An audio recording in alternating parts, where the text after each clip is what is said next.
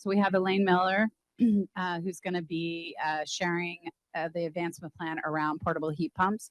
And that advancement plan was in your packet. So if you need to access it, you can just go to the meeting page on our website, and that link is there. And it was also in the email that was sent to the MTAB members, so you can find the link there if you want to follow along.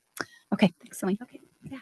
Hey, Alexis, if you're running short on time, you can go second after this one if you want for the airport. Oh, no, you'll be fine. Okay. Okay. All right. Next slide, please, Hakwa. Okay, so we're gonna, and this is just introduction for all three of our MTIs that we're gonna do. This is kind of a deep dive on each of the front runners that you have in your packet. We have 45 minutes for each. Is that right? So it's a real opportunity to roll up our sleeves. We really want this to be a discussion. A lot of the material is summarized. We're going to summarize it here that you already have in your packet, but we can also be flexible how that goes. So we want to share that this information, we talked about these first batch back in October.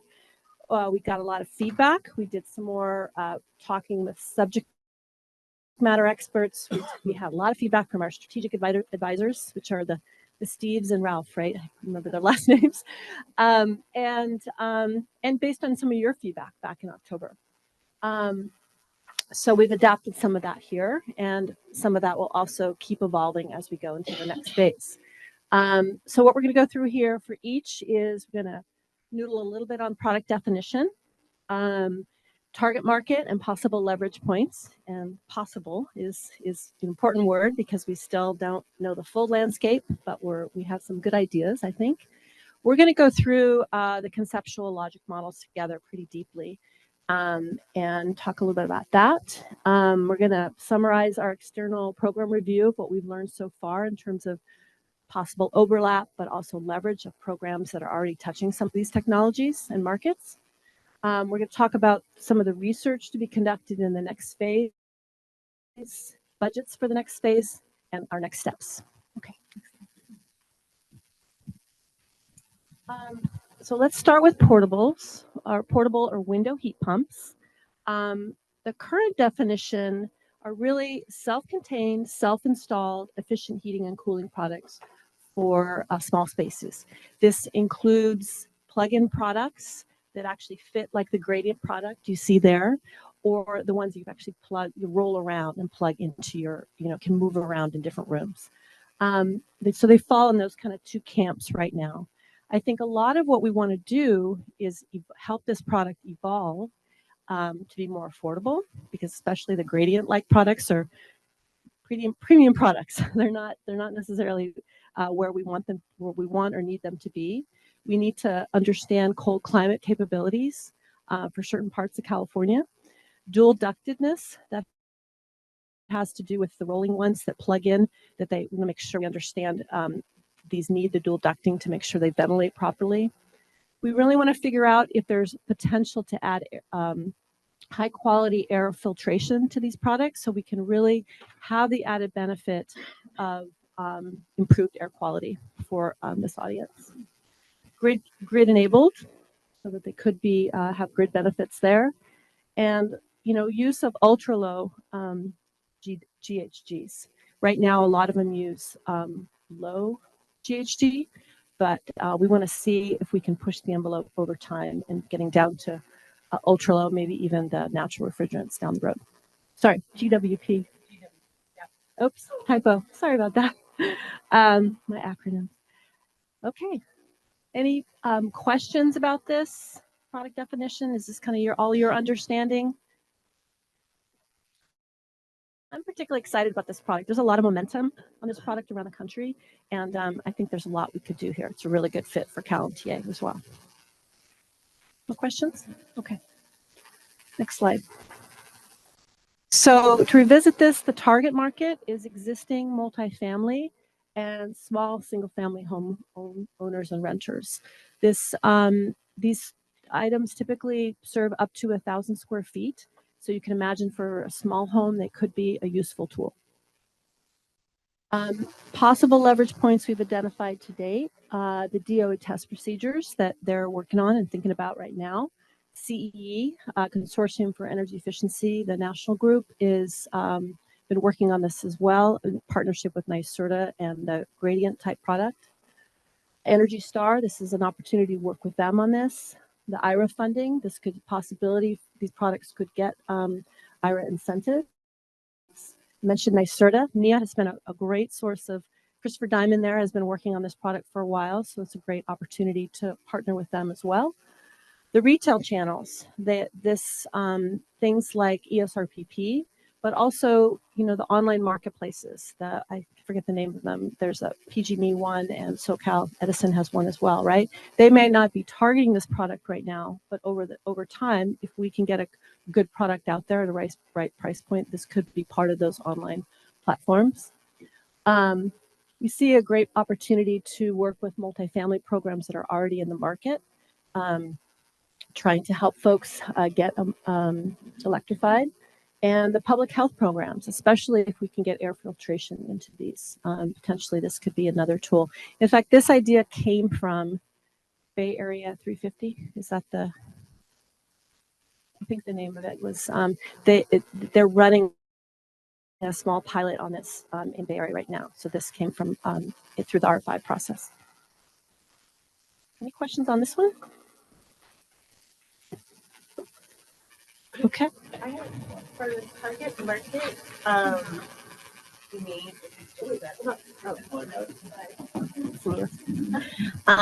it may just to benefit you and having this, you know, pushed through and approved is maybe make a note of existing multifamily, you know, that don't have a central air heating system, and then maybe like small, hard to reach multifamily properties, because what we find is those have the in-unit window, the old AC units. So you want to be like retrofitting those. With that. And then also public housing would also be a good target market. So I'm just recommendation is just to be more specific, because it will help you. Got it. With your I think in the logic model we tried to be a little more specific, but yeah, good point. Thank you. Randall, were you raising your hand? Oh, no. Okay. All right, let's keep going. So I know this is really hard to read, and I'm going to pass out. We just did a handout on these, so if you could pass those down. So I want to do a quick setup for these, because what we're doing here, these are conceptual logic models. These are not the full-blown logic models that you will see in the next phase. This is our first swag at kind of what are the high-level barriers, what are the high-level opportunities, what might be some interventions, and that's based on what we've learned already, but also based on MT experience and what typical interventions have worked in the past. The outcomes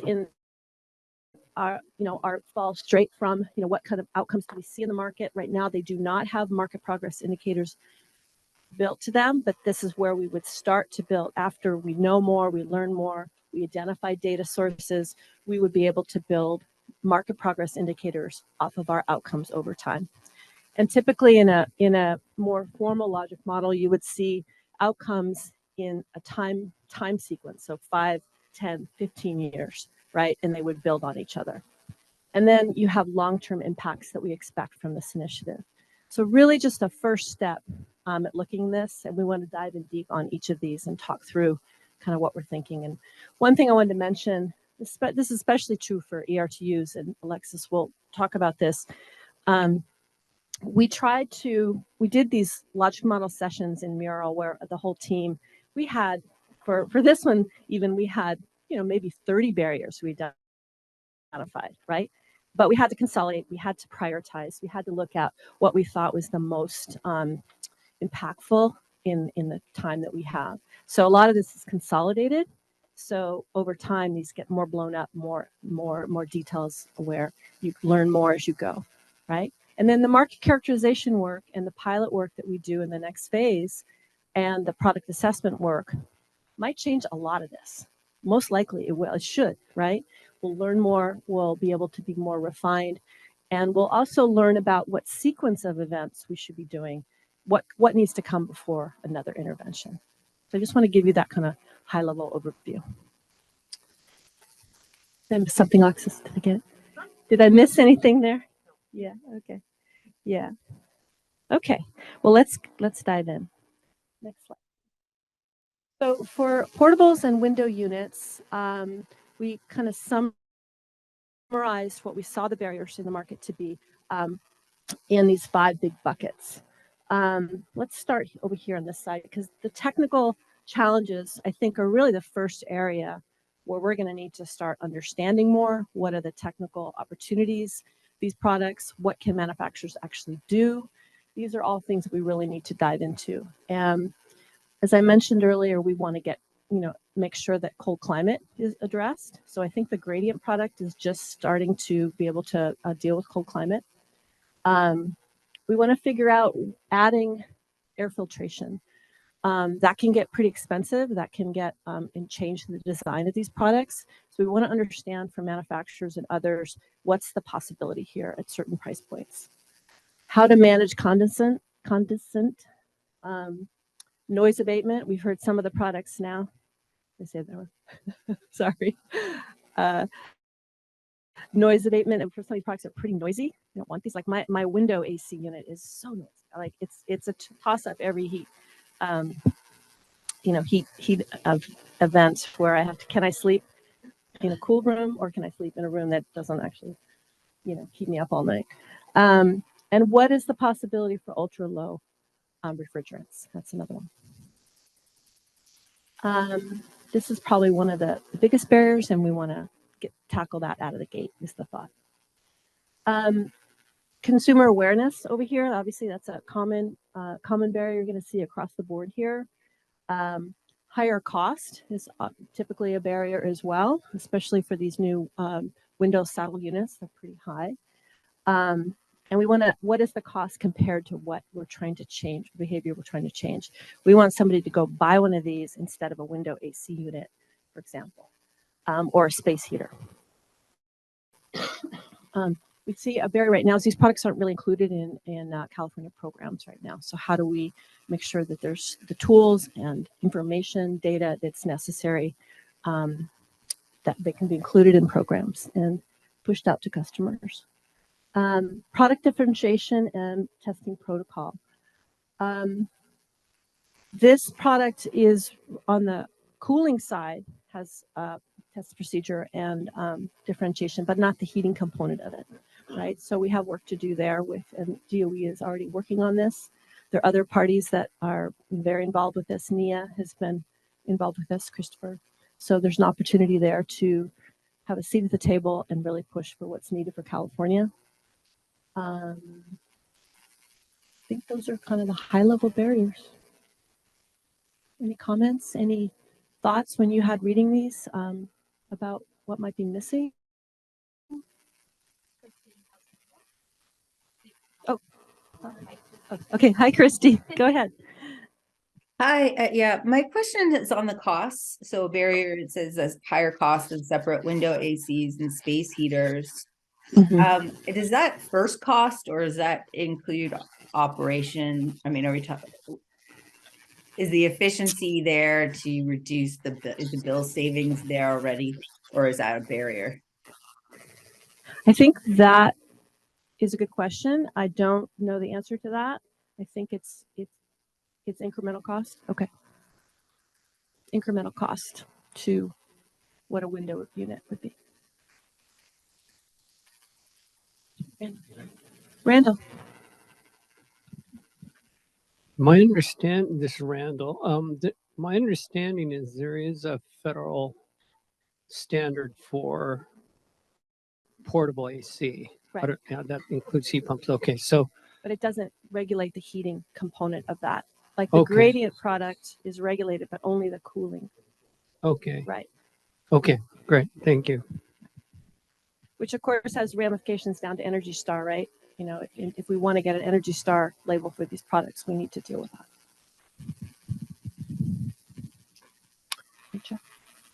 This is Jeff Harris. I really like what you guys have put together here. I think there's a real opportunity to make this a fairly low cost heat pump alternative for a portion of the conditioned space.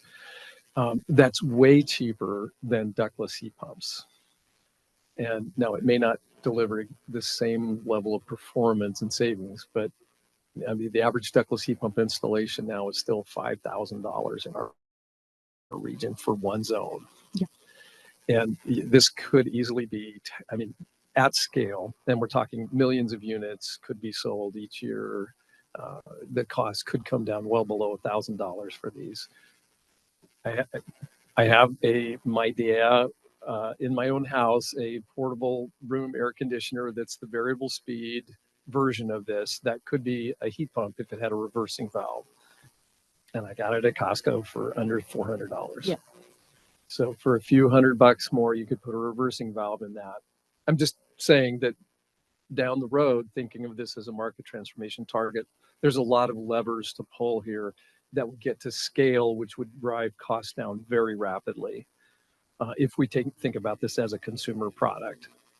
I do have a question, and that is, and this may not be for you all, but I don't know how, so ESRPP is a legitimate vehicle to drive this into the retail channel using our relationships that ESRPP has with retailers and manufacturers. But that would have to be, as I understand it, since PG&E's Codes and Standards team runs that program equivalent in California, that would have to be coordinated with them somehow. Can you speak to any conversations you've had or what your plans for coordinating with PG&E's ESRPP team? It's RAA here in California, RAA. Retail Appliance Accelerator or something like that. It is called out right now as a potential intervention, a potential pathway for customers, and we want to test, because it's already there and because of the situation of transition. We want to test the use of that platform for both this and induction. And so I think the next phase is to talk to the implementers of ICF to try to work on the data side to understand what products they actually already stock here. What is this a viable data stream for these products? That's what we want to, and also we want to figure out if we can pivot ESRPP from an ESJ point of view and use zip code specific data and targeting in stores. That's another opportunity that we're looking at, but we haven't gotten very far yet in the conversations. I just have a quick question. Does anybody on the expertise know, is it loud? I was just curious on the noise because you guys mentioned about the bigger ones. Can be, Is the yeah. portable? It can be loud. Yeah, I've heard that as a barrier. Oh, it is. Yeah, noise abatement is an issue. So I'll just say this from my own personal experience, as I have one of these from it's an air conditioner, but it could be, I assume it will function more or less the same. If it's cooling down a room that has been hot, it ramps up to its maximum capacity to try to cool down the room very quickly. But once it achieves set point, it's very quiet because it's variable speed fans and variable speed compressors. And it's literally once the room is at temperature, if it's just chugging along, it's in our bonus room where we have our TV and stuff, and it's not a problem to watch TV and the full experience. It's very quiet. So that's the future we would want to see. And So it's possible. I just want to say that it's possible. The grade. This is Cyan. I have one too. It's in our bedroom, and it doesn't bother us at all. Sure. And I think the gradient product has tried to deal with that with the window saddle piece where the guts of the noisy stuff is on the outside. That's my understanding. Yeah, the technology is there to make it at least as good as ductless heat pumps because they have one of those in another room. So it's at least as good as that. Great. Okay. Any more questions on barriers? Yeah, Randall. I've made a number of comments on this one already, so I don't know. I assume they've been addressed, but under product differentiation, I think a big barrier, because I bought a room AC and the shopping process is pretty painful. Mm. Right. Although I needed a cooling only unit, which I ended up getting, I was looking at the ones that were heat and cooling versus heat pumps. It's hard And to there tell. was absolutely no indication for 99% of them whether the heating was heat pump or electric resistance. That is a So problem. it's a huge problem. So I think, you know, and I don't know if that's an FTC issue to get the right label on them. I don't know if it's a, you know, I don't know what the answer is other than it's a huge barrier. We need to. And look there's a into that. lot of manufacturers that you've never heard of selling these things, especially at the big box stores. There's just dozens and dozens of different brands that, you know, as an HVAC engineer, you go, who are these? You know, Yeah. what is this? Who is this? And so it's kind of hard to do research on these products as well, you know, and you know, if you go to top 10 room AC or room heat pumps, you know, probably you won't find them at your local big box, you know, for example. And I don't know if it's localized or what the deal is. So you know, again, uh, I made these comments before, and I should have asked this question earlier, but and maybe you have it listed somewhere, but is this primarily for existing homes? Yes. Okay. Yes. Existing multifamily and small homes. Okay. So that's probably because I keep bringing up PTHPs, and I assume that's one of the reasons you don't consider PTHPs in this. Oh, okay. And I think and I made the case before, but I'll just say it one more time. There are, I'm going to say, you know, hundreds of thousands or millions of existing PTHPs out there because they've been installed in new construction for at least the 4 decades I've been, you know, in the business. And I personally specified, you know, thousands of them. And I'm sure a lot of them that I originally specified are still there, you know, with a whopping, you know, EER of 7 when new, you know. Yeah. And all the PTHPs have the same, yeah, cabinet size so that they can be just, they're meant to be pulled out and just placed. So, you know, like if you're a motel operator, you know, you have 3 in storage, and if one fails, you just pull it out and put a new one in. So there's a huge retrofit opportunity with that market also. So Submit your ID. Well, I guess it may need to be a separate idea, you know, for both new construction as well as retrofit. Anyway. Jeff, Paris. I think one of the barriers that didn't come out as clearly as I think it might need to is this is not a perfect product. Either the window units or the rollies, as we call them, the portables that you roll around. There are still things in terms of aesthetics, actual performance in the actual room setting that need to be improved.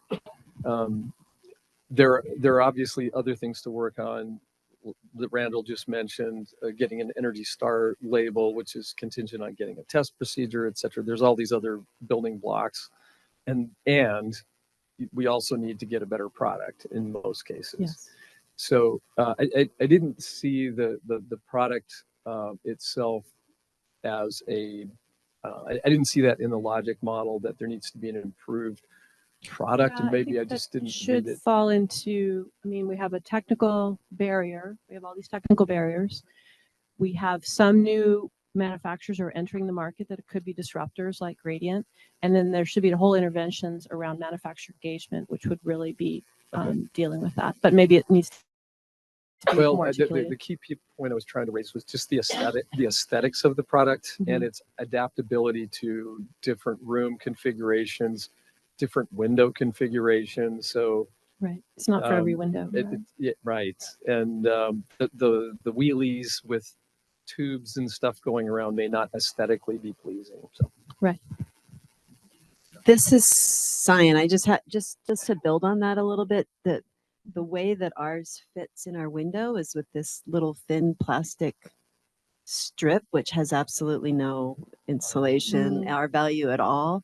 Okay. And there's also a lot of leakage that I mean, I like monkeyed it around with all kinds of weatherization and stuff, but that not every homeowner is going to do that. So that's for me, that's a huge issue for the actual like efficiency of it. Okay. I'm gonna let Elaine finish. I think let's do this. Let's have her go through everything, and then if you guys can just write down your questions or comments, and we'll do it kind of at the end. I'm a little, Okay. Yeah, we'll keep going, and we'll pause at the end of the logic model session. Okay, how about that part? And I have till 12:30. Is that right? For this one? Oh, okay. All right. Next slide, please. Okay, some of the quick opportunities we see that could be leverage for this market. So I mentioned new entrants in the market like Gradient and a lot of momentum around improving this product. I think that's something we need to really take advantage of. The retail product platforms and the online EE marketplaces, also extra regional partnerships like NYSERDA has been really going after this big time, CE, NIA, others that we want to work with on this. We think one of the benefits is this occupant self-purchase installation and ownership. There is this idea that a renter could take this and go to another place, right? Like they might do with a window AC unit. Federal test procedures in development, a lot of existing programs in place that are trying to get to this audience, and the public health programs. And then the public health and climate resilience NEIs, or non-energy impacts of this product, also could be great leverage points. Okay, keep going. So these are just some of the possible interventions. Well, we talked a little bit about some of this. These are often fairly common things that we do in MT programs. So starting with manufacturer engagement, right? We just talked a little bit about that. We would want to do that with top manufacturers, and we would learn a lot, Randall, to your point earlier, through the market characterization. Who are all of them? Who are the leaders? Who are the ones who are potential disruptors? We would kind of get that market map through that research and figure out who we want to start working with more quickly. And we could do that in partnership with others, right? It isn't just us. Although California is big and has huge influence, we want to do that with others as best we can, and really understanding what is the possibilities for improvement of this product, and understanding that and trade-offs with cost and things like that. Whole host of stuff there. Working with retailers, and I think this pilot that we're proposing is just to really understand, can we use ESRPP for this product or these online platforms, and be a source of data, which is super important to figure that out in the next phase, right? Where are we going to get our data?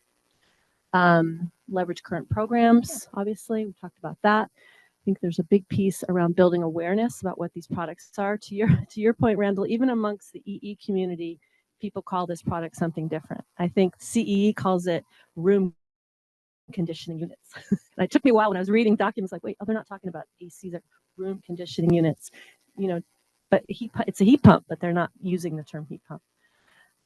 So a lot of work around that.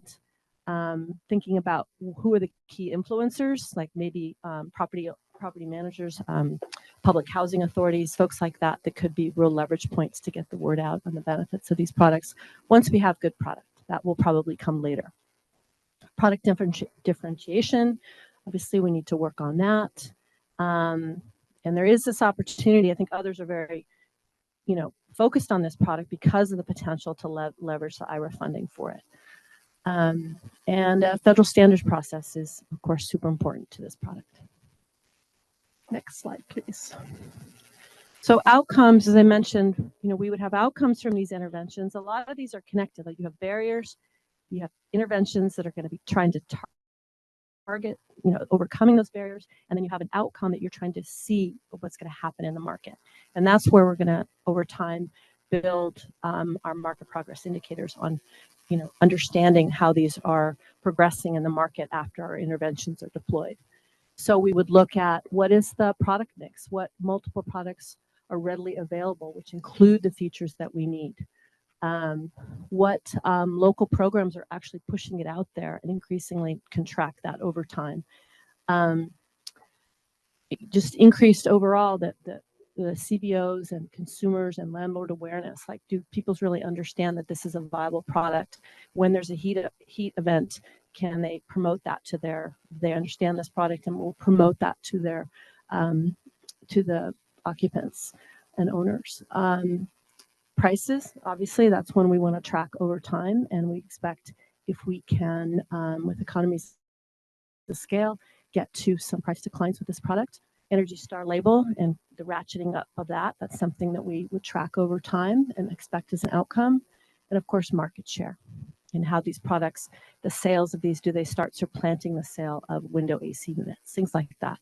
These are all potential outcomes. Next slide, please.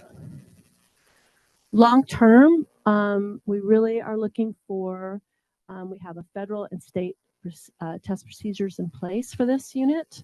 And it becomes the norm, right? People understand it. They are aware of it. The price is at a good point. They're available where they're shopping. That this is what they buy instead of having a separate electric resistance AC unit. This would be the product that they would go to. Okay, I'm going to pause there for a few minutes. And I know Jennifer and Randall, you had some questions earlier.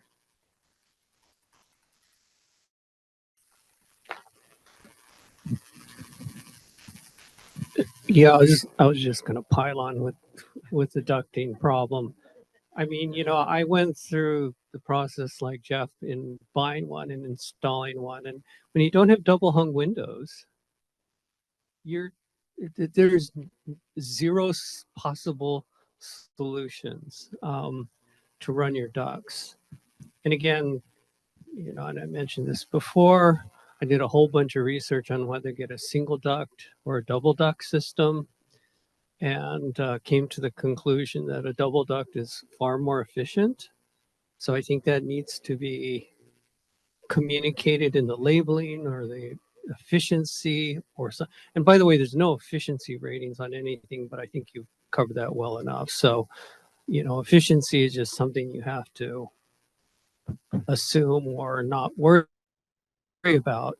But knowing that a double duct is more efficient than a single duct, maybe get the double duct, which doubles the problem with the ducting problem in the first place. So, and I think I mentioned how I solved that before. That worked out pretty slickly, but I'm not going to say that one I think again. that has implications for indoor air quality too, right? You need a double ducting to make sure you're not exhausting. No?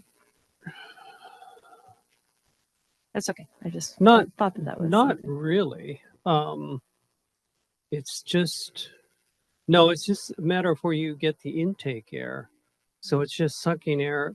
I mean, I guess if to the extent that you're pulling air out of your room and blowing it outside with a single duct, then you're causing other air to leak in somewhere that could be dirty, dusty, unfiltered, etc. So, yeah, I guess there's an IQ issue there as well. I forget which one it is, the strategic interventions. I think it'd be useful to know where people buy these things. Are they online? Obviously most people are going to shop online for these, or from a local retailer. And why people buy these. If they're buying it because there's a heat wave And that's of course when I wanted to buy one. Mhm. And you start visiting big box stores and all the stuff they say they have in stock, none of it's in stock. The shelves are empty, so and then you have to do something desperate and rash, and you buy something you may have researched the heck out of and want the most efficient one, but you end up buying the least efficient Right. one because that's all they have and you're hot. So Done. I think there's some real purchasing issues that are really important here in terms of how they're bought, where they're bought, how they're bought, why they're bought. Mhm. So I think those that kind of research is necessary. And again, one of the outcomes is better labeling and or um, uh, description of what you're getting. And I think we'll get a yeah. really good sense of that through the market characterization study. It won't probably answer every question, but we'll dig into a lot of those questions. I Jennifer? was just going to comment, in addition to not having double hung windows in the rooms that I would want the unit in, I live in Oakland and those little connector things are not very secure. So there's no way I would put one of these up and go to sleep. Interesting. Good point. Okay.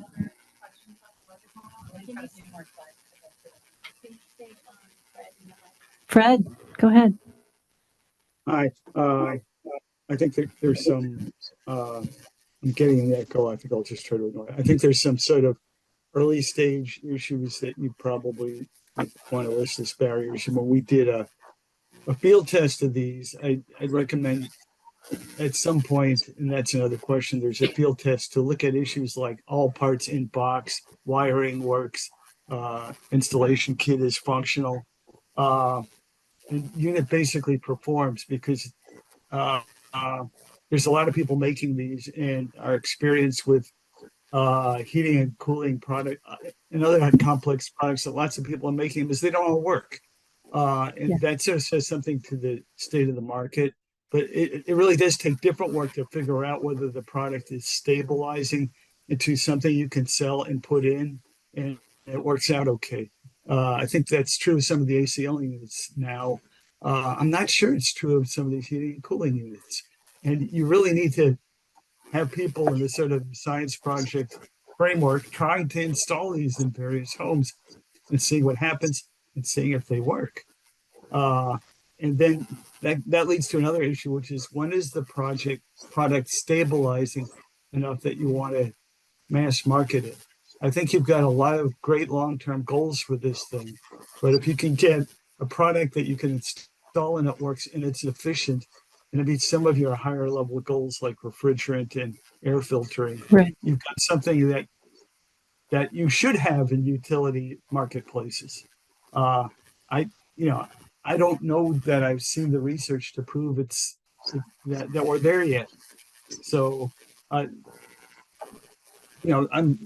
harkening back to our research with heat pump water heaters, where a lot of the products that we put in the field failed for a decade or two.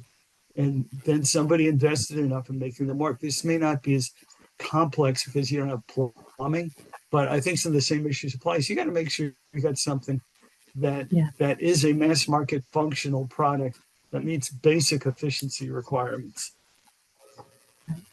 I could imagine this, Christopher Diamond and I've talked a little bit about this, that there might have to be tiers with something like this, that in the next 3 years, we have a product that meets this. It's good enough Yeah. at this point, but then over time, these evolve and get higher tiers. But before that, you have a product that meets basic Yeah, customer service absolutely. requirements. Yes. Go ahead, Peter. Yeah, I think my comment sort of leads off of that little conversation, because I was going to just raise the issue of just sort of broad philosophy of how we structure these, Mhm. which I think this technology highlights, which is you put together the logic, the market diagram, and it's complicated. And there's a lot of different parts to this. Mhm. And so my issue is not really just a question, is about what's our philosophy for intervention, because we could be you know, we're going to do all these different interventions, and we're going to make sure that these products are designed with all the right components and available in the right outlets and installed in the right ways and maintained to ensure that the savings are achieved long term. Or we could say, look, we're going to focus on, you know, maybe a more like a golden carrot, a very strategic, that we're going to make sure that a $450 unit with low GWP and high efficiency, you know, is available in the market and sold. Right. And so there's just a question of philosophy. What are we going to really take on all pieces of this, or are we going to focus on very specific pieces of it? I think or it's something in between. I mean, others welcome to answer that, but I would answer that with it. I think it's all of them, but not at the same time. There's a sequence of them. Maybe the golden carrot piece starts in the beginning, and then over time, it's, you know, inclusion into utility programs across the board. I mean, they have to be sequenced thoughtfully. But I think if you're going to tackle a whole market from a market transformation point of view, you need to address as many of those barriers and interventions over time, but not at the same time, and they build on each other. That's, I guess. Okay. Any other questions at this point? Okay, next slide, please. So just a little summary of we did some external program review of what's happening in the California market on this, that are both areas that we will definitely need to collaborate and coordinate with others, but also areas of leverage for sure. So CalNext, some of the EPIC research on this product will definitely be stuff that we won't need to do. They've done a lot here. There's more research we probably definitely need to do, and some of which they might be able to do, some of which we're going to do in the next phase. Certainly the programs we've already talked about, targeting affordable housing, income qualified residents, are areas we really want to work with over time once we have the right products, right? The marketplaces, we've talked about that, and ESRPP, and then of course the national collaboration that is ongoing out there that we want to work with. Okay, next slide. Next slide, please. Yeah, sorry, we're almost done with portable. Close. So these are some of the research needs that have been called out in the advancement plans. So you have the market characterization study that CADMAS will be doing, which includes the baseline forecast. We have quite a bit of product assessment work to do here to understand what's possible, who's doing what in the market, impacts to costs, things like that. Capacity, seasonal capacity, cooling and heating, refrigerant impacts. I was talking to Christopher about that. He says, you know, that's refrigerant to get to ultra low is going to be really hard, and that might take over time. Or if we're going to try to get air filtration, that might really drive the cost up. So we might have to prioritize some of these features over time, which could feed into a tiered spec of some kind as well. Working on understanding the testing, labeling, rating, and product tiers to this. Connectivity and grid flexibility, and understanding the impacts on indoor air quality. And then we want to test, because we have this opportunity with ESRPP transitioning, can we work with that infrastructure that's already in place to target ESJ communities and to gather data and to build continued relationships with retailers on these products. Certainly not the only channel to get these out there, but we think it's probably definitely a good piece of the pie. Any questions on that? Jeff. Jeff Harris, just clarifying question.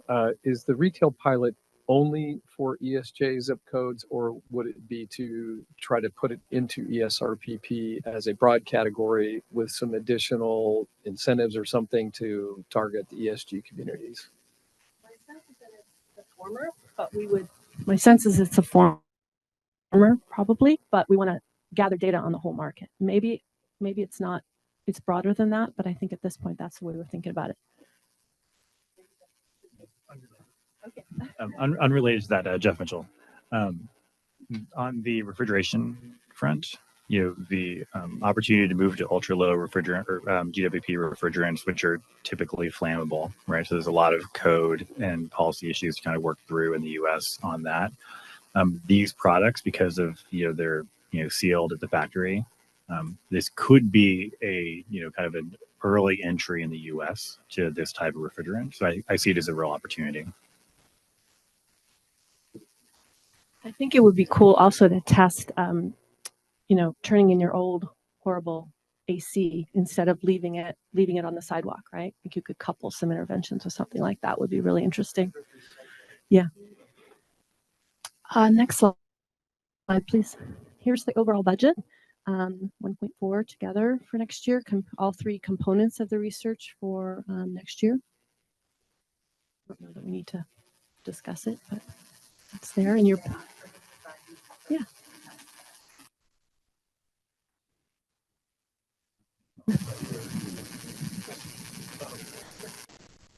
Okay. Well, if you have more, welcome to reach out later. Next slide, please. So next steps, we're working, just already starting on what does a pilot really look like. What we put into the advancement plan was really some ideas, really high level.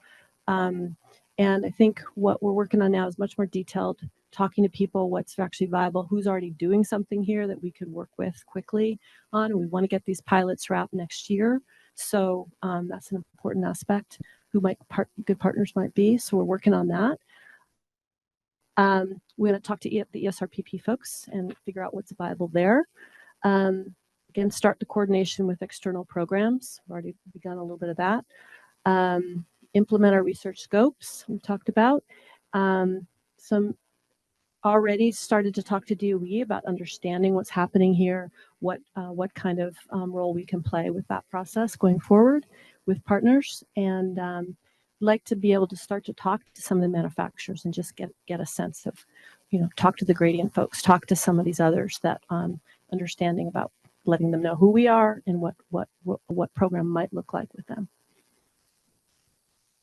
Okay. Any questions on that? I think so. Overall, if any. You guys excited about this product?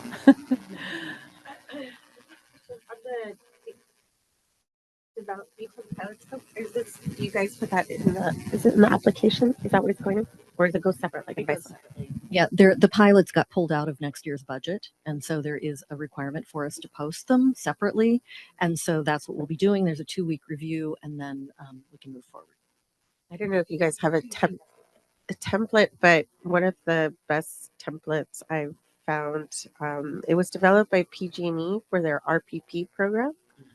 If you go back to that advice letter, it's really good. And the CPC quickly approved that because it had everything they needed. So I could try to dig it up and find it for you, but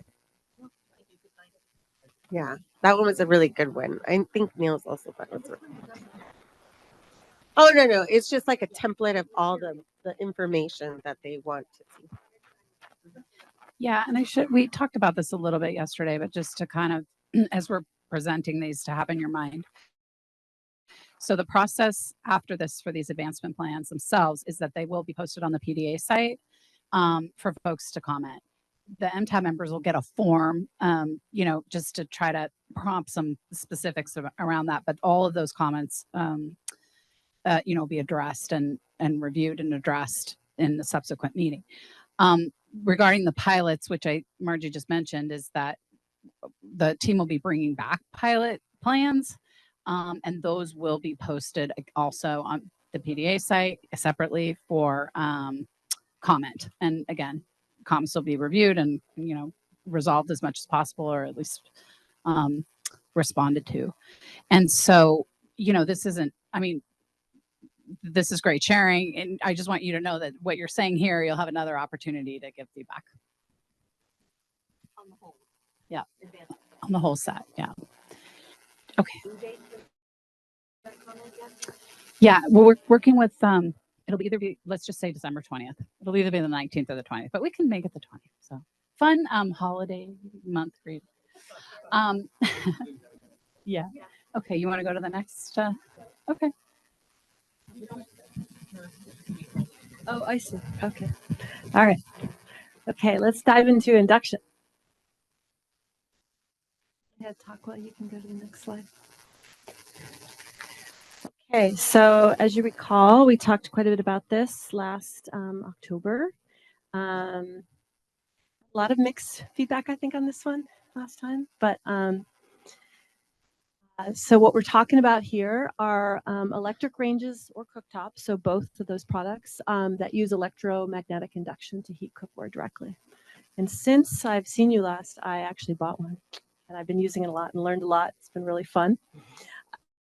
And I think that's the current product we're talking about. In the future, we're really looking at this MTI, making sure that there's more product, 24-inch and more diverse product.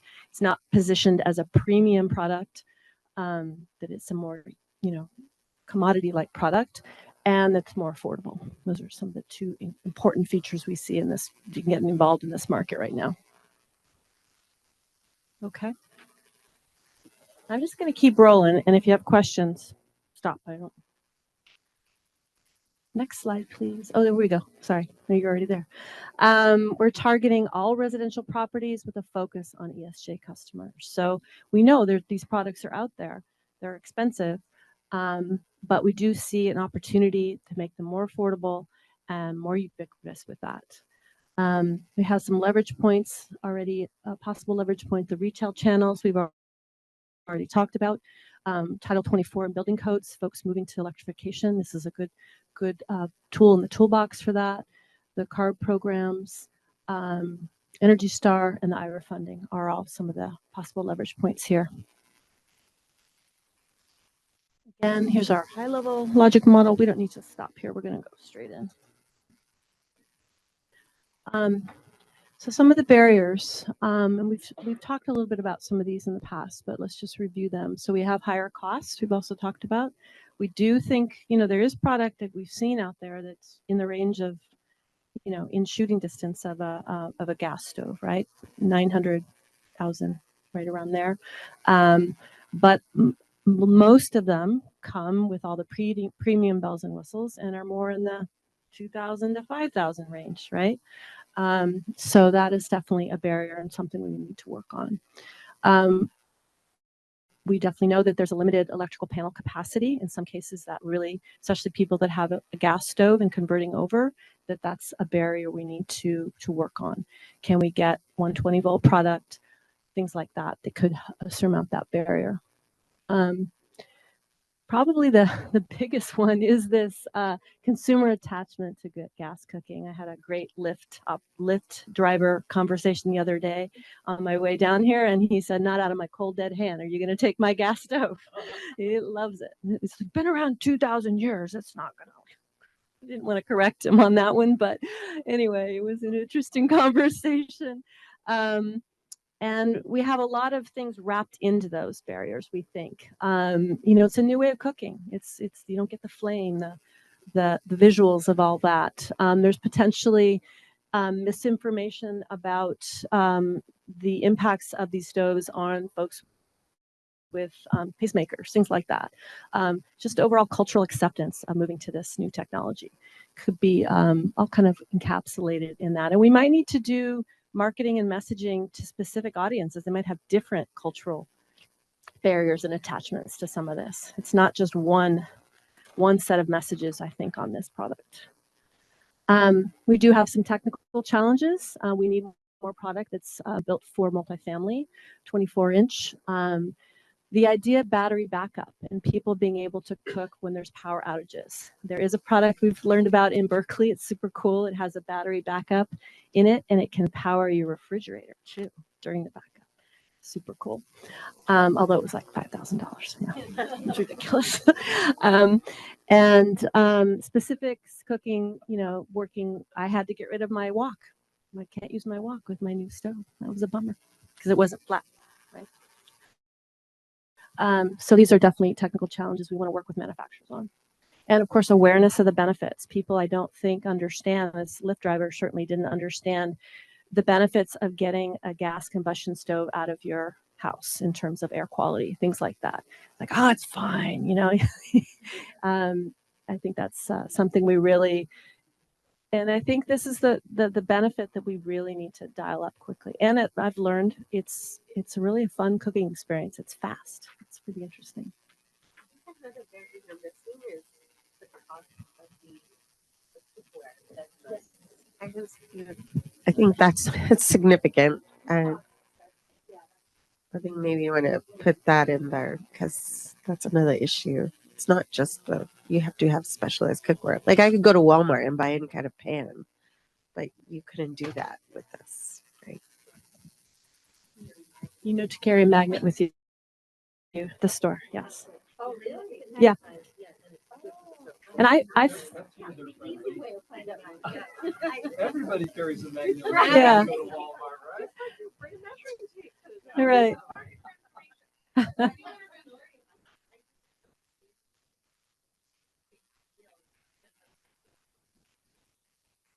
Yeah.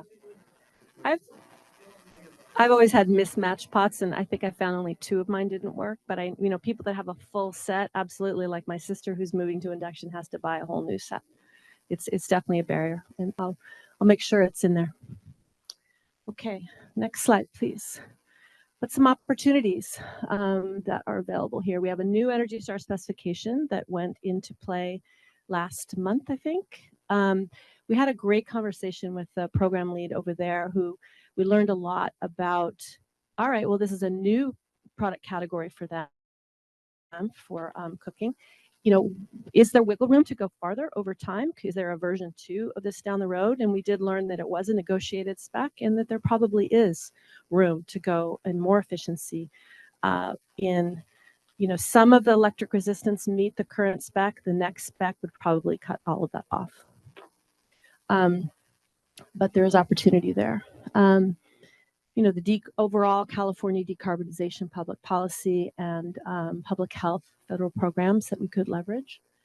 A lot of non-energy benefits, indoor air quality, faster cooking. And I think just the visibility of this product in the home as an electric product is a huge one, right? We remember that back in the days of front-loading washers, Margie, people would show off their front-loading washer because it was so cool. Well, this is definitely, people come to my house and like, wow, there's your new stove. It's all right there. I think it's an opportunity for electrification to highlight this product. The online retail platforms, for sure, opportunity there. And I think people do spend a lot of money on their kitchen remodels. It's one of the number one investments that people make, and that's an opportunity, I think, for us to exploit. Okay. Any others that folks want to?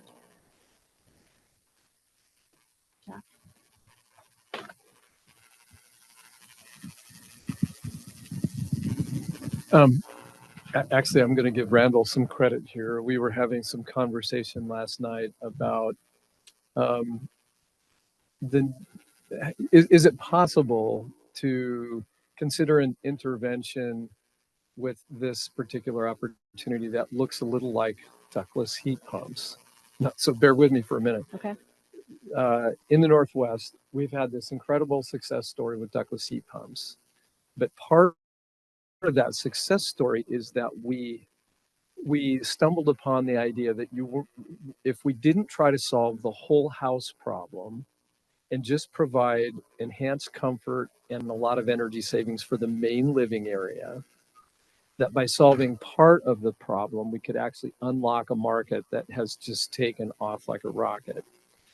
So the analogy to induction cooking would be there are a whole bunch of induction cooking 120 volt plug-in plates that people buy today for, college dorm rooms and things like that. So one way to get to part of the benefits would be to try to encourage people to buy the induction cooking 2-burner appliance that they could plug into their, and put it on their countertop and experience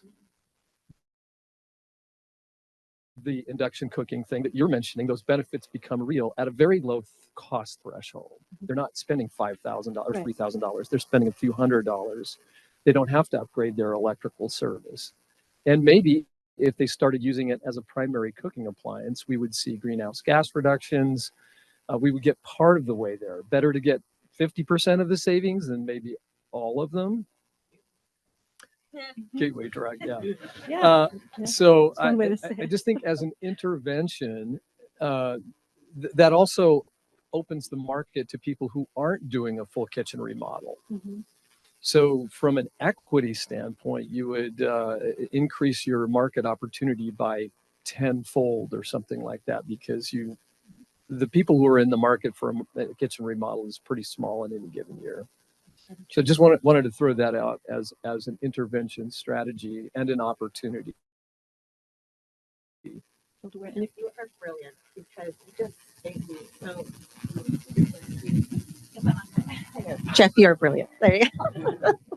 So one of the biggest, I mean, you guys know, you see the news, homelessness, right, is a huge challenge in the state of California. In the county of Los Angeles, we represent the homeless population is about, I think, from the state, 78%. Anyways, we are doing a lot of small housing. I don't know if you guys are familiar with that. Micro housing. Mhm. But they don't have, I think they're giving heat plates, but that is a great opportunity to get into the market, bring that on board. We could figure out something, but I really like, yeah, less dangerous. I like your idea, Jeff. I didn't like this idea. In fact, I was like, yeah, I was ready to be like, this, I'm going to come and be like, when it gets filed, this isn't great. But if you did something like what Jeff just outlined and you targeted those type of target market segments, that not only meets the ESG, but it also helps with equity. I mean, there's so many things. I think, I think that's all. senior living is that way. Yeah, Like senior living. seeing There's the- just so many other target markets you could kind of bring Absolutely. this on. And so, Yeah, and maybe those are the stepping stones to the broader market, but targeting those most vulnerable and that have the most benefit out of the gate is the way to go. Yes, thank you. Yeah, Randall.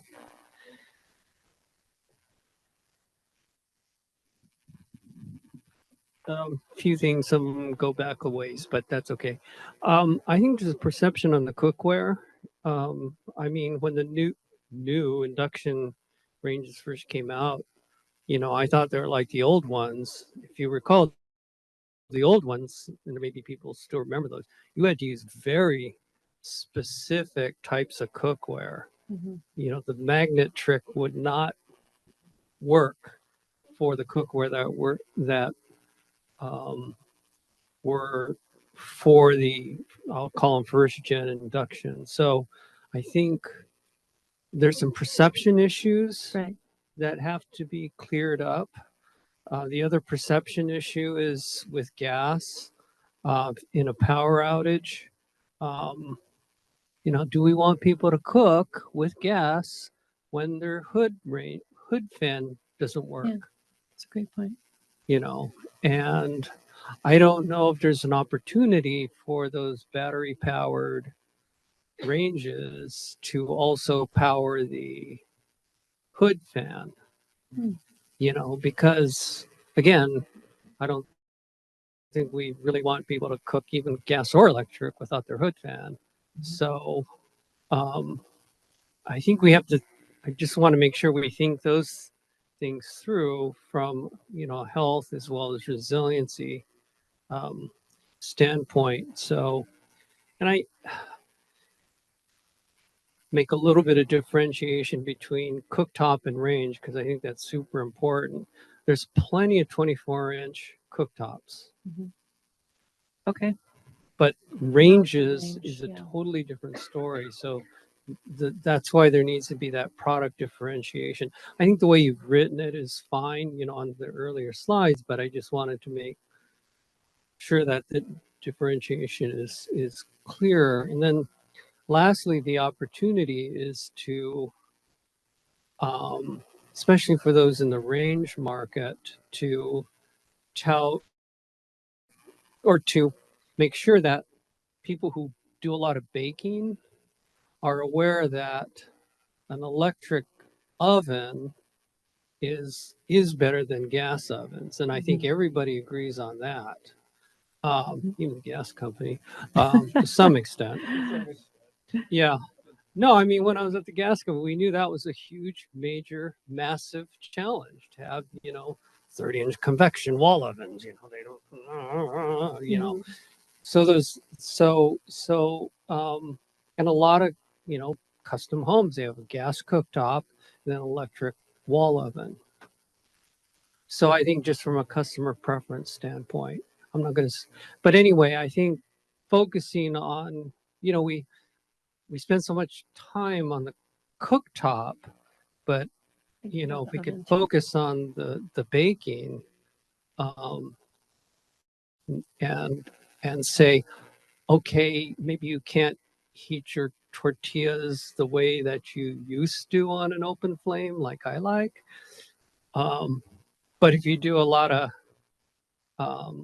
baking, you're going to have a far superior oven. So, you know, there may be that kind of thing that has to be, again, changing hearts and minds, perceptions, and all of that stuff, I think is part of the opportunities. Yeah, I think there's gonna be a whole bundle of stuff around that for sure. Okay. Fred, are you there? Do you still have a question or a comment? I just decided to put it in chat to save a little time. It's just an amendment to what Jeff said, so don't need to say it. Okay. Okay. Okay. Moving on here.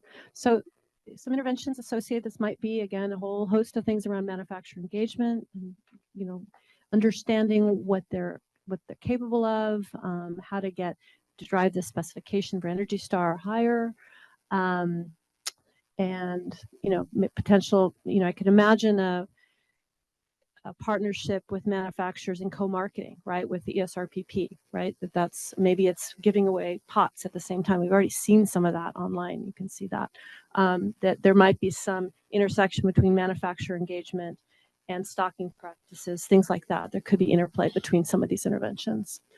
Obviously, leveraging current programs and new programs, working with the program you just mentioned, Luana, that would be a really interesting pilot and experience.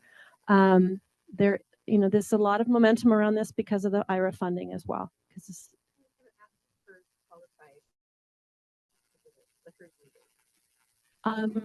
not sure about the HERS component, but yes, is that what it's called? Okay, yeah. Oh, okay. Yeah, there's some income qualification requirements, I think, for induction, but I think yes, it's qualification. That's why they push the Energy Star spec so quickly.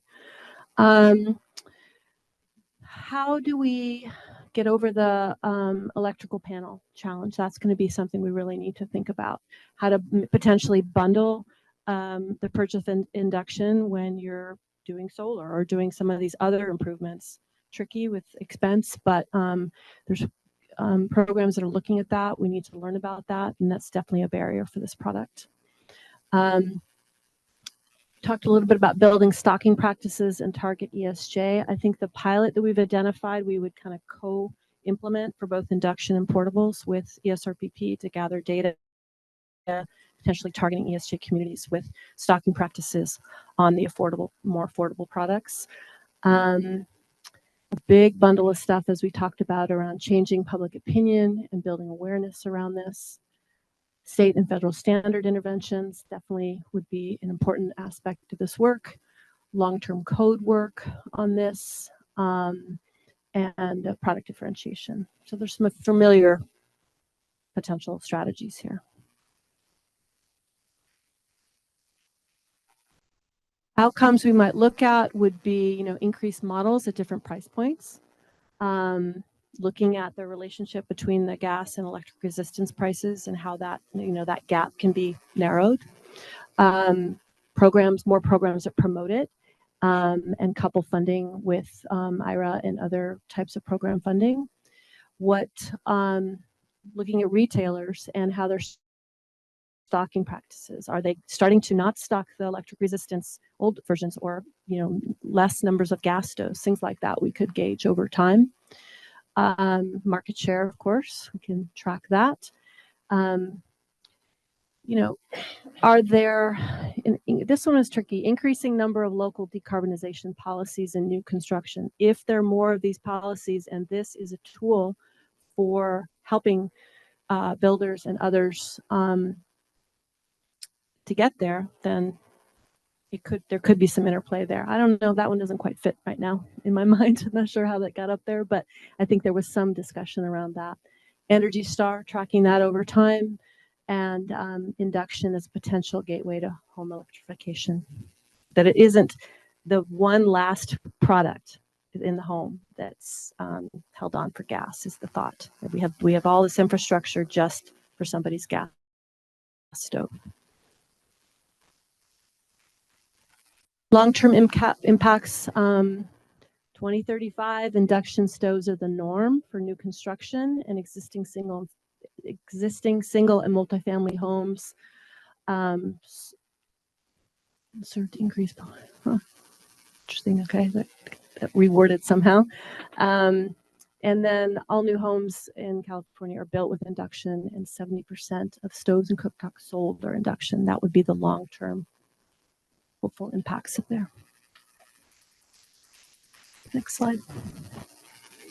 Any more just general comments on this very conceptual early logic model? Hand up.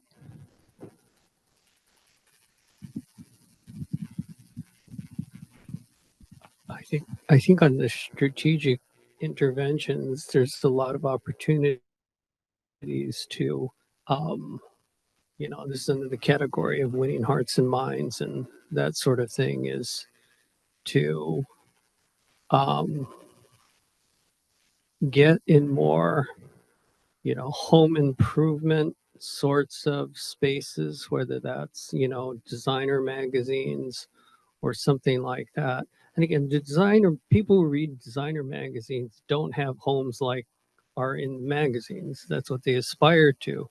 So even if you can show the ESJ community, hey, this is what the rich people are doing, and this is what's cool, and this is what's, in vogue right now. I think that kind of, rather than saying you should use this compromised cooking device, say, hey, this is a high end product that are going into multi-million-dollar homes. Mm-hmm. You get the idea. And so, there's model home designers, and the cooking TV shows too. Absolutely. I think the British baking show they use, it's all electric. So, and there's a lot of top chefs, and other people say, well, professional chefs use gas, So, well, again, we need to communicate that. And I think maybe the hands-on cooking demonstrations, I mean, what Jeff said, with the gateway drug thing, I think that's part of it, but also, I don't know, maybe at county fairs, you let somebody boil a pot of water or fry an egg or, do something that they get a hands-on feel of, what it can do, that sort of thing. So anyway, I think there's a bunch of other ones, but I think, beyond the technology, beyond the, manufacturers' engagements, which are all important, I think there's also that more sort of, intervention with the actual users in terms of changing their perceptions.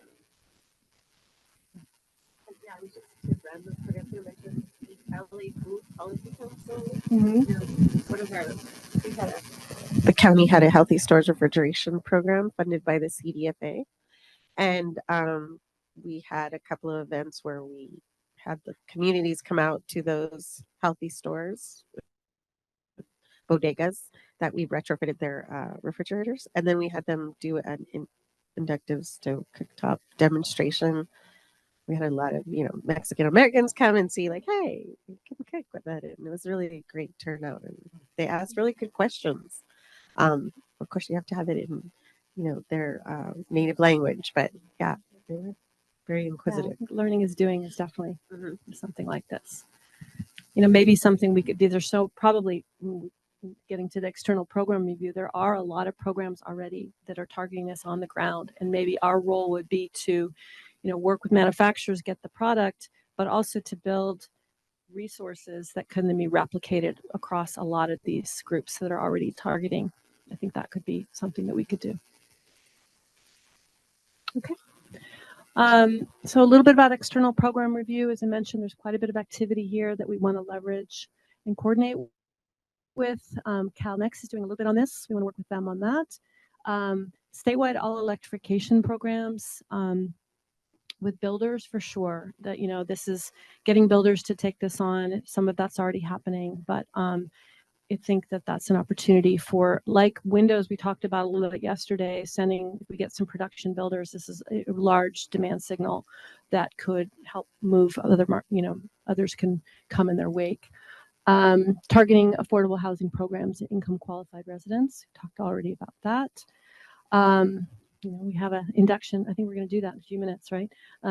These centers where loaner programs, demonstration centers, these are all areas of potential leverage that are already happening. The online marketplaces, and then of course, again, the national collaboration, all familiar from some of the other work. Can I just suggest another loaner? Public libraries have a lot of interesting loaner programs for tools and all kinds of different stuff. Yeah, that's a great point. Okay, some of the research needs we've identified in the next phase, again, a market characterization and including a baseline. This specifically, we think because the messaging and awareness building about this is going to be so important, we want to do some specific social cultural connections and interventions. We want to dig into the research on that next phase. This is work that the Cadmus team has identified to really understand what are the messages that would most resonate with different groups. Some things around the opportunity for advancement improvement would be this drop-in replacement, the 120-volt product, the battery backup product. These are things that we want to investigate in the next phase about what's viable. Performance ratings and standards, where is that headed? And what could we have influence there? Product durability and efficiency. I think this is an interesting one. Maybe more misinformation, that these products may not last as long. We don't know, but we want to understand the manufacturer's point of view on that. Into air quality and ventilation efficiency, and then the gas electric infrastructure impacts of this. And what we talked about earlier about holding on to that one gas stove and what does that do? And we've suggested potentially 2 pilots through this. One would be with the SRPP and joint with the portables. And a second would be to engage some CBOs already and investigate the messaging needed, the barriers that they face in installing these, and their reactions to these products. I think this is one we've looked at, and we're digging and trying to get some more detail on in the next couple of weeks.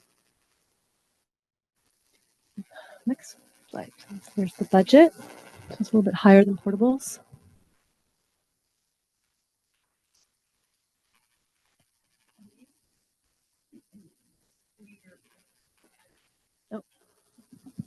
So the market pilot, I think I know this, but the market pilot budgets are what would go into the summaries that we post.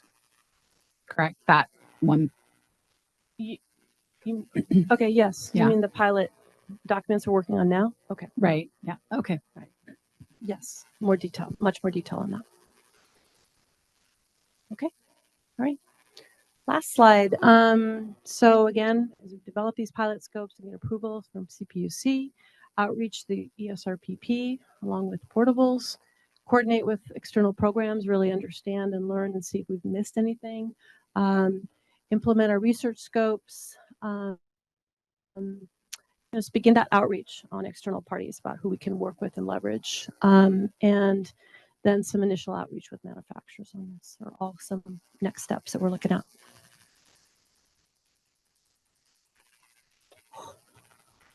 All right, I'm done. Any other comments, questions for Elaine?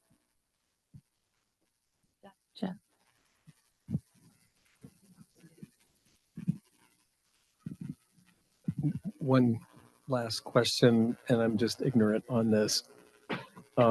Will Title 24, when it moves to all electric new construction, will it basically take care of this in new construction? I mean, if it's all electric, there will have to be at least radiant cooktops, and induction would be an option, upgrade option. Does anybody know when or if that actually is going to happen?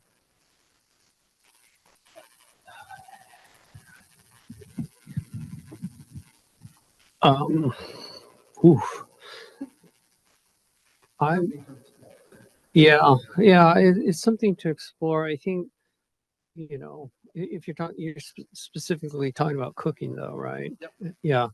I mean, cooking's unregulated load in Title 24. One possibility is to make it a regulated load, I suppose.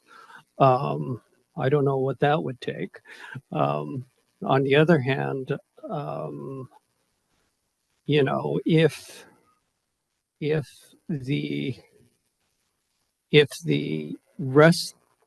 and when the rest of Title 24 requires all electric for everything else, then and I've gone down this road before in this thought process a few times, and that would leave the only end use being potentially gas end use would be cooking. And what does that mean to a builder? What does that mean to a homeowner? For those that say that you need to, your Lyft Uber driver, where you have to pry the gas stove out of their cold dead hands, what do you do? I think there's some of us on that building decarb Google chain that said, well, what about a 100-gallon propane tank outside for that cooktop? And people like Sean Armstrong just slam that kind of stuff down. Yeah, it's exactly. So we all know what he's saying. Anyway, so it's a controversial issue for one thing, but to some extent, I think the bigger part of it, whether it's in code or not, is changing the hearts and minds of people and consumers. Because if you do that, and it's economically better for everybody to not have to put in that last, gas supply for that last one remaining end use, then we don't have to worry about it anymore, and not have to worry about, what stick do we use to, make that happen. Sure. As a historical perspective, I was reading the 1904 Pacific Coast Gas Association conference transit, the meeting minutes, and they're talking about, oh my God, we're losing our biggest end use, which is lighting. What do we do? And somebody said, well, we could start selling stoves. And, one guy said, I sold 11 of them in Los Angeles last year. There's a market for that, Randall, I'm going to get you a podcast, I think, because that is a jump. Okay, so here, so I think Elaine's done, as we said, if you guys have other comments, you can certainly put those out. Okay, so on your screen, you have a summarized product definition, and as I said, there are a number of components here listed that enable this system, these rooftop units, to save energy. And one of the first things that I hope came out in the advancement plan is that we're going to be spending a bulk of work during the next phase of this work to identify, of those components, what ones are the best suited for California climates. So I anticipate in the next round that this product definition is going to get a lot crisper and clearer on exactly what type of components we're trying to target for these RTUs. Any questions with that before I move on? Okay, next slide. So target market, small to mid-sized commercial properties, and we estimate that about 2/3 of commercial properties would be a candidate for RTUs. There's a number of possible leverage points that we have identified. CalNext being one. They're actually looking to do some field testing and some research in the next year, and we'll be coordinating with them to explore and understand leverage points there. A number of organizations, DOE, ASHRAE, AHRI, are exploring testing procedures and rating systems that we obviously want to plug in and understand what those look like and how we can partner. Also, MT organizations, the other CEE, the Center for Energy and Environment out of Minnesota, not the Consortium for Energy Efficiency, and NEA, both are looking at RTUs and efficient RTUs. So we think there's some tremendous leverage opportunities there with both of those organizations to continue to try and move this market where we want it to go. And CEE, the Consortium for Energy Efficiency, is also working on, I have them, thank you, are also working on a specification. So we've identified a number of leverage points. The end game of this, which you'll see in the logic model in just a moment, is going after federal and state standards and codes. So obviously lots of work within the state of California to coordinate on with the codes and standards team as well. Any questions on this before I move to the next slide? Oh, I don't know if I can answer a technical question, but we'll try. I guess I'm trying to understand is what is the intervention? Like, I just assumed that most commercial businesses had rooftop HVAC systems. And you would just be, yeah. Okay. So I can't answer that. So what we would be trying to do is when they go about replacing those, or when they're for new construction, we want that box to continue to get more and more efficient. And also encourage manufacturers. We'll talk a little bit about this with the logic model too, so hopefully it'll become clearer. But inform and encourage manufacturers to also take on more product specifications, inform their product development roadmaps, and really understand sort of the full capabilities. How much EE can we get out of this? Does that make sense? I see no from those eyes. What? It's not that it doesn't make sense. It just, is that an efficient use? I don't know. I'm trying to. I would say, hold on, Okay. get to the barrier. And then maybe, okay. I'm going to trust you, Jeff. She'll trust Jeff, but I'm still on the fence. I got you. Maybe in time, you let me know. Okay, any other clarifying questions on this before I move to the next slide? Okay, next one. So conceptual logic model, which I have some that I'm gonna pass out to y'all. This is everything that Elaine said earlier about this being a conceptual logic model continues to hold true. This is going to obviously continue to be refined and enhanced as we learn more with our market research and understand a bit more about the opportunities. And thank you, Stacy. I'm now going to talk a little bit about the specific barriers that we've identified here. So, obviously, there are a number, as I said, barriers we're going to continue to expand. This whole thing we're going to continue to refine and enhance as we learn more about this product and this market over the course of the next year. But some barriers that jumped out to us out of the gate, you see here on the slide and also in your hands if you're in the room.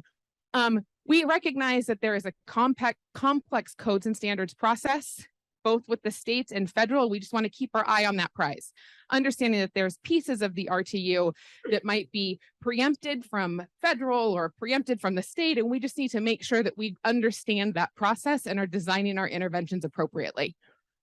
Manufacturers' lack of interest potentially in product development. HVAC manufacturers are often asked to add a whole bunch of stuff to new product, and we want them to prioritize what we're asking. And so this is obviously something that we would do a lot of work to gain the interest of manufacturers to help and partner with us on product development. And I think that one of the things that is really enticing about this, initiative right now is the fact that we have an opportunity to leverage other partners in the market that are doing this as well. As I mentioned, NIA is in this game, CEE is in this game. So we would have the opportunity to go to manufacturers with a holistic ask. There might be differing product priorities across climate zones. California is a more mild climate than, say, Minnesota. And so what the product is needed in Minnesota is not necessarily the same thing that the product needs in California. And there's also a variety of climate zones in California. So we need to understand that a little bit more. There currently is not a great mechanism to differentiate the most efficient product. So we would need to be able to do some work on that. We anticipate that end user costs for these more efficient RTUs is probably going to be higher. And that doesn't just end at the end user, but that kind of flows all the way up through the supply chain, right? As manufacturers are adding components or features to their products, their cost increases as well. So need to be mindful of that. Product availability, how quickly can you get it? If it goes out, is it as available as the less efficient product? And also workforce capacity. When we think about, if you Google HVAC and workforce right now, there's thousands of articles that will pop up about how there just aren't enough bodies to do these jobs. And as we start working in markets where we're pushing more and more people to heat pumps, we just need more and more people to be able to pick up the phone and do these jobs. So workforce capacity is definitely something we're looking at. And there's actually a pilot in the advancement plan that we're going to build out targeting just that. Questions with the barriers? Okay. This is Cyan. I just wondered if there's an increased cost, that there's some kind of like the landlord versus tenant issue that I'm not sure if it's identified in this or not. So the landlord would be the one purchasing the equipment, but the tenant might be the one that's paying the. Yeah, we might have a split incentive issue. And I think after our market characterization, we're going to have a lot better understanding of where that is to be able to design appropriate interventions to come at that cost hurdle. And I see that Fred has raised his hand. Fred? Yeah, just on the barriers list, the changes Hold on one second. Okay. Am I echoing? No, there you go. Can you say that again? Oh. Among the barriers, there's a lot going on right now in the sector that forces manufacturers to go to their limited capacity for equipment testing, including changes in refrigerants and other Hang on, code Fred, changes. you're coming out of the computer, but not out of the room speakers. So hold that thought. Clearly my fault.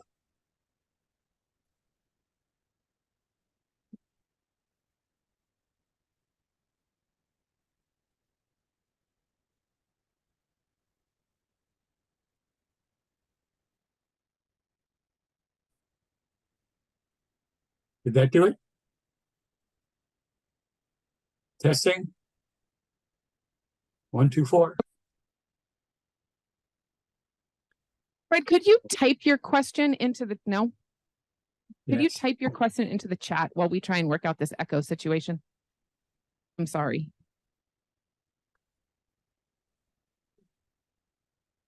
Now, Fred, can you test? Could you say something? We're testing the audio too. Testing words. Can you hear me?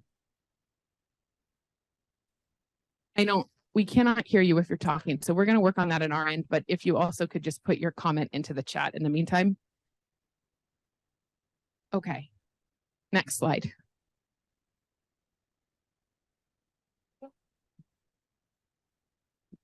Yeah, sorry. I was trying to think of how to form my question on barriers, and that is, I think the problem is value proposition. After working with, dozens or hundreds of clients as a MEP engineer, it was hard to get any of them to budge above minimum efficiency, no matter what the availability is, what the payback. And again, their payback criteria, maybe that's part of the value proposition is, how do you get past that 2 to 3 year payback criteria that most of this audience will want? And I mean, it's such an antiquated notion to think in that way, but especially if there's a split incentive issue where they're not paying the energy costs, or if they don't expect the business or their own business to be around for more than 5 years, you know, they're looking for that shorter payback, if you will, simple payback. So I mean, you know, that to me as a on the ground, you know, specifier of this equipment, that would be the biggest barrier. Yep, definitely. Split incentive and cost is going to be something we definitely have to work to overcome. Jeff. Jeff Harris. So full disclosure, we're working in this market, and we're collaborating with Minnesota Center for Energy Environment, and Nicor Gas and the North American Gas Heat Pump Collaborative. So and then there's the Boston CEE. There's a lot of folks circling this. And so now that I've disclosed all of that, our involvement in this particular market, Luana would say, so the barriers, there's myriad barriers. This is a commodity product that nobody looks at unless it's failing. And it's mostly going into property where there is an owner of the building who leases it out. So yes, there's a split incentive problem. And so there's a myriad of barriers right out of the gate there. But the opportunity comes from the fact that policies are changing everywhere to address greenhouse gas emissions, and from these particular products, for like big box retailers have these on their roofs. And if they're committed to ESG and greenhouse gas reduction, this is one easy way for them when they're upgrading or replacing equipment to meet those goals. So there's some external drivers that we haven't had before for this particular piece of equipment. On the way to that, even though this is a commodity box, there's no box rating. There's no federal standard for the box. There's standards for the heating section, and there's a standard for the air conditioning piece, but there's no overall, like, this box has a rating that says it's efficient. And so you have to involve an MEP guy, and he's the guy who's supposed to sell the value proposition to the corporate exec at Walmart who's making a purchase decision for 1,000 units next year. We need to be able to get the value proposition on, if you buy these things, your greenhouse gas reduction will look like X, and sell it to the big corporate buyer in Bentonville, Arkansas. To get to that, we have to have a test procedure that we all agree on, which is getting close. We're not quite there yet, but PG&E's Codes and Standards team is working with our Codes and Standards team, which is working with others to get to the Canadian Standards Association, et cetera. There's a bunch of us working on getting the test procedure nailed down for the whole box. And then there are different levels of efficiency that you can get. Once you've got that, and you can have a tier 1 efficiency level, which is just like a small 5 to 10% increment. And then there's a heat pump level that's 20 to 30%. You can do heat recovery ventilation. There's other options. We can do a tier structure. None of that exists today. So you're exactly right. Utility programs can incentivize this today, but you'd be asking for a custom built unit that has a value proposition that's not going to meet that 2 to 3 year payback, and that's a one at a time sale. We're trying to get to where this is a commodity purchase with people can order, I want tier 3 units, and just it's no special engineering decision. It's just an option on the order sheet. Does that help? Yeah, it does. It's either, Okay.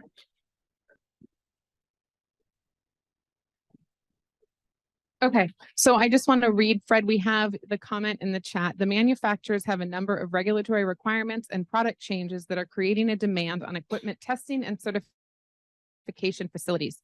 They typically resist any new requirements that requiring testing, citing the overload. I don't know when this problem is worst, and I also don't know if it's just a blanket stall. NIA's Chris Diamond has been facilitating discussions around the country to prioritize improvements to HVAC systems, focusing on electric, but some of the improvements may cover gas.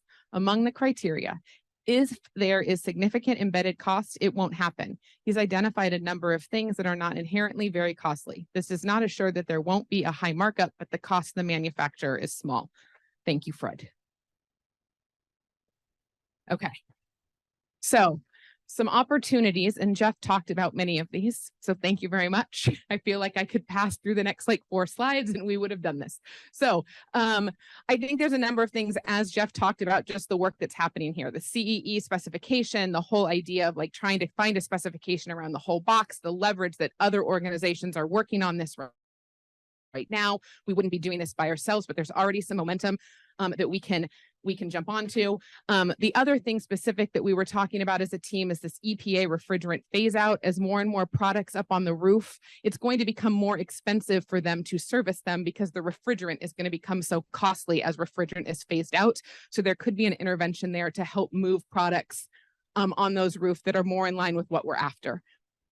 Because of time, I'm going to go to the next slide and I will pause for questions in just a moment. Okay. Somebody. Or not.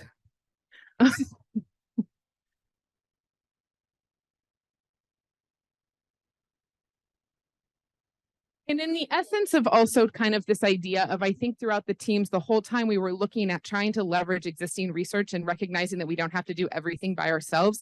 So that's why in the opportunity slide, you also see the CEUS test, or excuse me, report that's coming out. That's another place of leverage where we think we might be able to dovetail on some of our market characterization and research work. So strategic interventions, we have some. So obviously, as I mentioned at the beginning, some of the early work that we're going to be doing as the team in the next year is understanding the best product for California. We want to provide a clear ask to manufacturers, and we think there's a huge leverage opportunity, as I've mentioned before, with the other organizations that are already in this space, to help rally that consistent voice to the manufacturing community. We need a trained and willing supply chain and workforce. We need the equipment and the right tools at the right price point. We need it to be available when people need it. And we also need to build demand as we continue to explore this product category. Next slide. Yep. Okay. All right. So for those of you on the phone, I just want to give you an update. We're going to have me finish the next slide, and then we're going to take a brief pause so people in the room can grab some lunch. Outcomes. So when all of this is done, and obviously we're going to continue to probably add a slew of outcomes as we learn more about all the research that we have in the next coming years, that we want there to be a mechanism that is going to help people making purchase decisions understand the difference between the RTU equipment that they have the option to purchase. There's a way to differentiate and identify that most efficient product. We want it to be available, not less available than the competing technologies, but something that they can get their hands on when they need it, that they are designed to support the specific needs of the California climate, that installers find ERTUs profitable and they advocate for the technology and help people understand the benefits of it. Manufacturers are engaged and willing to partner with us. Consumer expectations are met and cost is no longer a barrier to adoption. So those are a few of the outcomes that we have identified. We can get that done in 2 weeks, right? Okay. Oh, wait. Yes, next slide. Okay. All right. And so when all of that is done, we want to lock in this change by impacting the federal and California codes and standards to lock in these efficiency and GHG gains that we have created with ERTUs. Okay. All right. So after that quick lunch break, I'm going to talk a little bit about external program review. So we've talked about a number of these things just in the conversation already today, but emerging technology research, definitely see an opportunity to leverage what's already going on and combine and explore research objectives. CalNext being the one that jumps out. We've already started conversations with them. there is an opportunity, investor-owned utility programs, kind of a conversation that you and Jeff were having earlier. Like if that's someplace that ultimately these are going to land, coordinating and leveraging those efforts is going to be something that we want to make sure that we keep our finger on the pulse of. California Energy Codes and Standards, as I mentioned, and then all of those organizations working on the specification, the manufacturer outreach, and the kind of a similar approach to market transformation that you see here down at the last bullet on the screen. Next up, Stacy. Okay, so research needs. So what we're going to be focusing on, or what we prioritize focusing on over the next phase, is obviously the technical assessment of those product components. Like I talked about, we're going to be spending the first part of the year understanding what of those components make the most sense for California, and we want to assess those to understand that.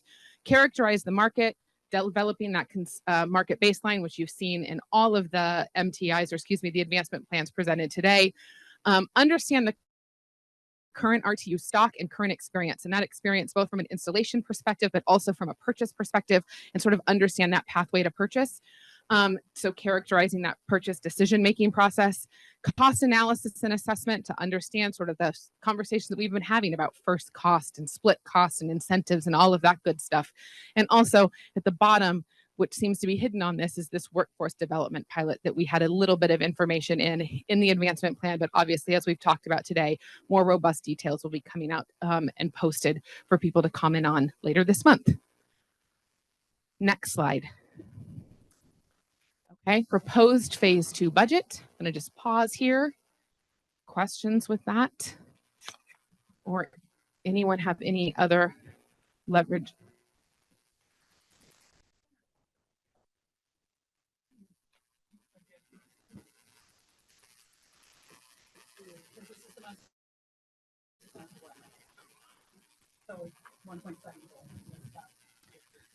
Yes, and the market pilot cost for this is also higher than the other pilots, largely because there's some robust sort of incentive ideas that we have in there to help encourage people to play with us during that pilot period. And it's multi-year, yes. So that was the other thing you may have noticed in this advancement plan. It is this initiative, or excuse me, this advancement plan would be kind of working over the next probably 18 months to 2 years. Because right now we do have some field tests studied in there, or excuse me, included in there, which we anticipate wanting to be able to experience both during a heating and a cooling season. And obviously we're going to continue to explore for leverage resources. So, or excuse me, leverage research opportunities. So the timeline of that might shrink up, but if we have to do it on our own, we want to make sure that we understand how these equipment operates both when it's cold outside and also warm. Questions? I want to do a quick audio test. Can you guys, this is Jim, can you hear me? Yes. Okay, good. We just wanted to make sure that that was working. So it looks like Fred has a question. So Fred, we'll see if we can hear you. All right, Fred, what do you got?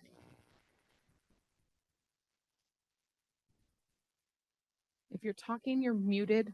We can't hear you. That was my bad. Okay. Just thinking, Thank you. yeah, what a relief, huh? No, I was just thinking that after you look at what features produce energy savings in California and are appealing, I think an important moment will be trying to assess the degree to which those are also features that work around the rest of the country. Manufacturers hate to regionally differentiate products, and the only regional differentiation I've seen that they tolerated, other than some specialized equipment in Canada that's mostly small manufacturers, is about humidity and latent in the East Coast. So to the extent that you can find a common set of features that will lead to a decent number, that's better than perfecting it in California. Absolutely. Any other comments or questions? Okay. Jeff Harris.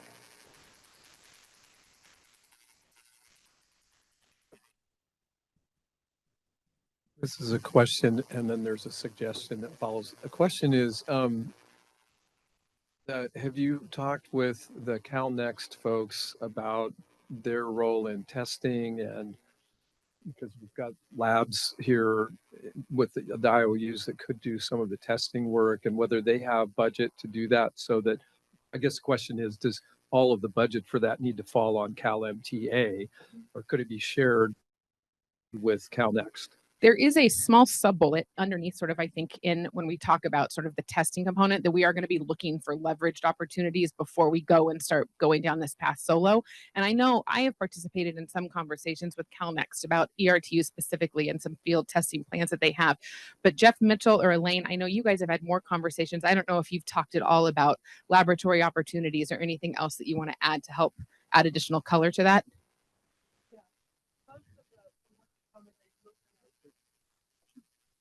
Most of the work that CalNext is looking at that would touch this product would be around economizers and figuring out ways for economizers to work better, but also workforce supply. So there's opportunity there.